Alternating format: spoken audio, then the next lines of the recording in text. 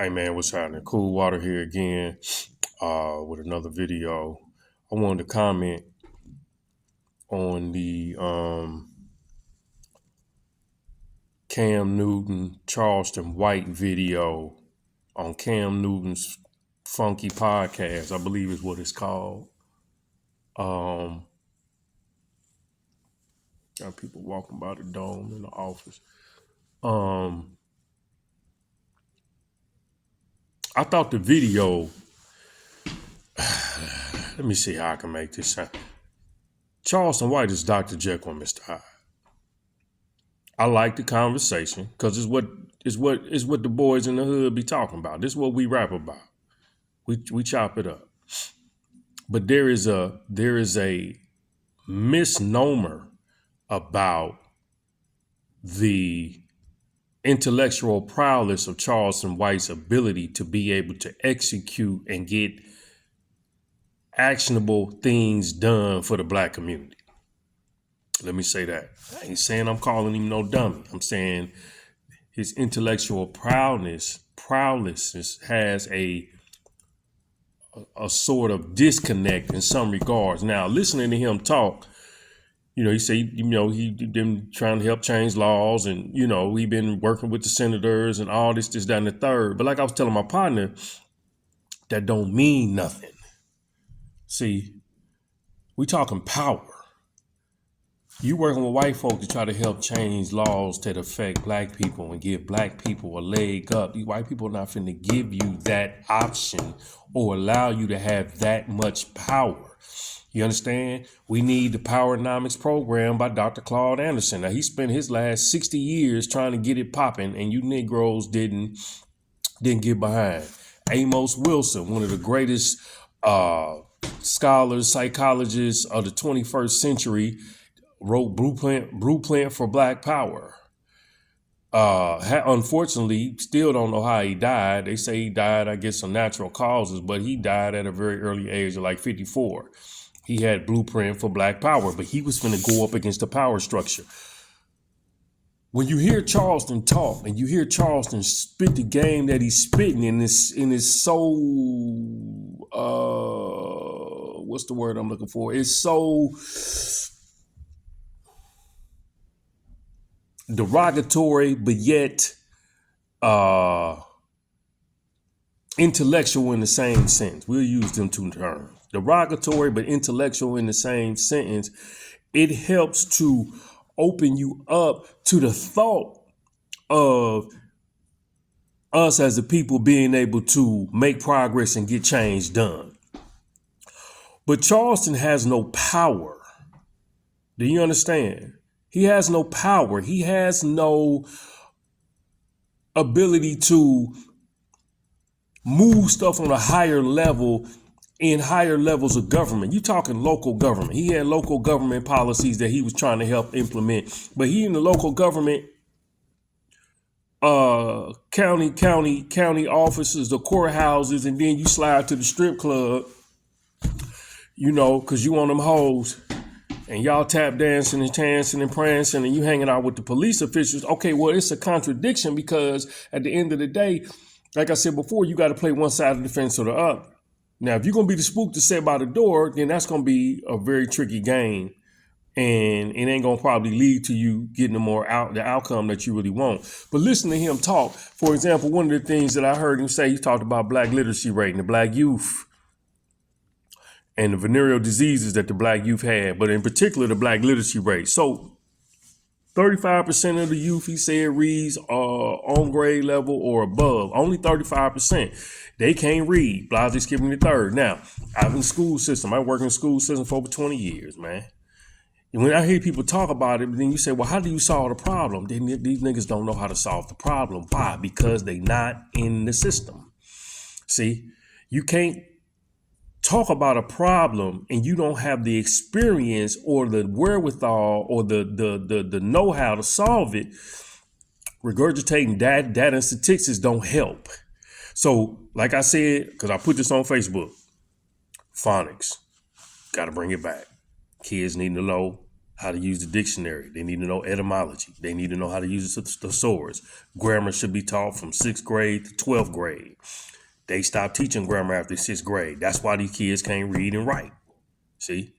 You be talking about, you don't know how to write a sentence. Okay, well, they stopped teaching grammar in 6th grade. He was just learning it at 6th grade. At the 6th grade level, he was just getting his foundation laid.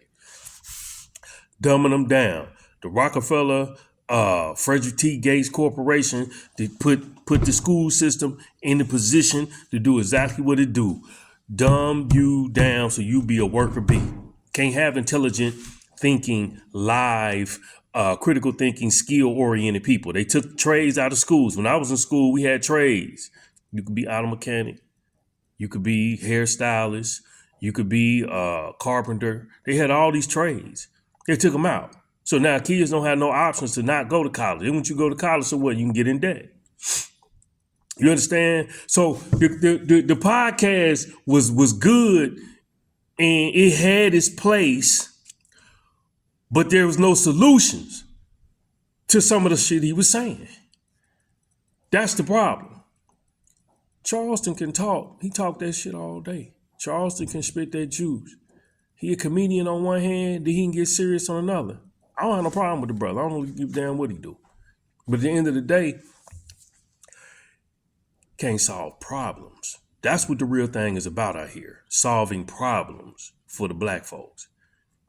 Just like I wrote a book, How to Guide to Banking Black. You can find it on Amazon or you can go to ishiphopdead.com.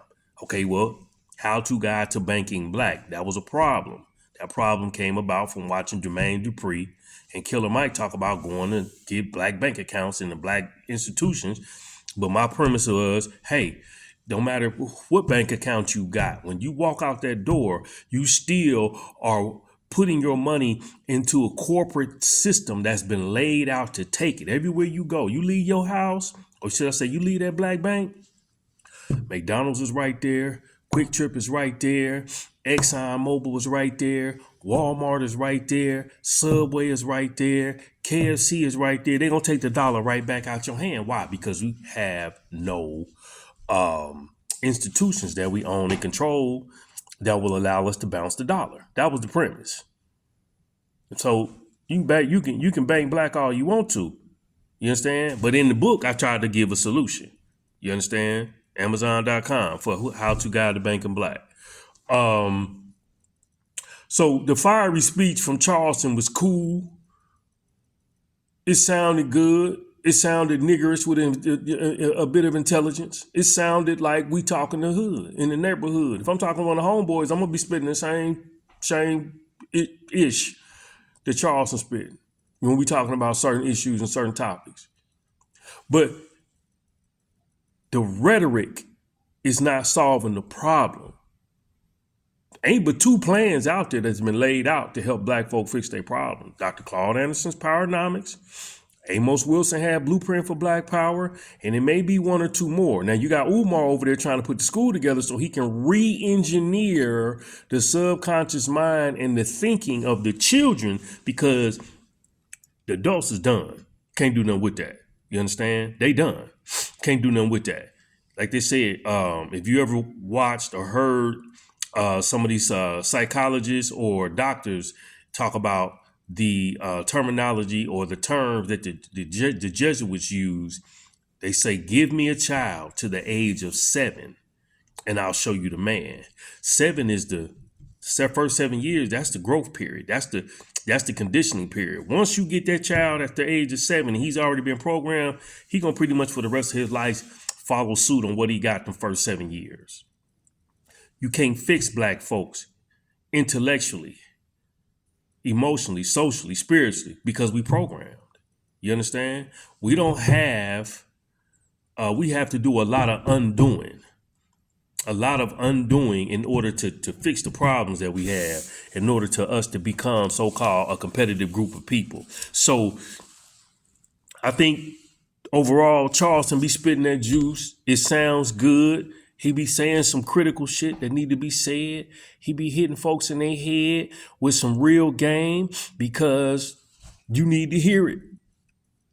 But Hearing it alone don't solve the problems. Are you in them books? Are you doing the research? Are you pulling the statistics? Are you pulling the data?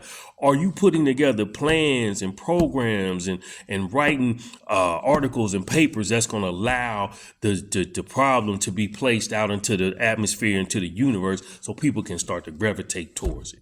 You understand what I'm saying? So when you talk about black literacy for the youth, that's an easy fix. You can fix every black child's inability to read in 18 months. If you have reading distribution centers all across America, you teach phonics, which includes learning blends, digraphs, suffixes, the prefixes, the root words, meaning of the word, the suffix, meaning of the word, the prefix, meaning of the word, the sources, being able to use the dictionary, being able to use the thesaurus, knowing etymology, knowing, learning Latin, because Latin is what most of the world's language is based off of, and then understanding Sanskrit, which is the original first language, I believe, of the African people in the Americas, which is what you see when you see those writings on the wall.